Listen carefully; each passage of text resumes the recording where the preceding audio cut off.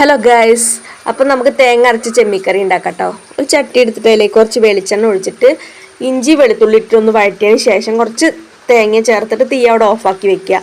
പിന്നെ നമുക്ക് ഏത് പുളിയാണോ ആവശ്യിച്ചാൽ അതെടുക്കുക. ഞാനിവിടെ വാളംപുളി എടുത്തിട്ടുള്ളത്. നിങ്ങൾക്ക് കൊടംപുളിയോ മാങ്ങയോ ഏത് വേണമെങ്കിലും എടുക്കാം കേട്ടോ. അതിലേക്ക് കുറച്ച് മുളക് പൊടി, കുറച്ച് മഞ്ഞൾപ്പൊടി, കുറച്ച് ഉപ്പ്, തക്കാളി, ചെറിയ ഉള്ളി, പച്ചമുളക് ചേർത്തിട്ട് നമുക്ക് പുളി നന്നായിട്ട് വേവാൻ വേണ്ടി വെക്കാം കേട്ടോ. പുളിയാണെന്ന് അടച്ച് വെച്ചിട്ടുണ്ടെങ്കിൽ പുളി പെട്ടെന്ന് വെന്ത് കിട്ടും കേട്ടോ.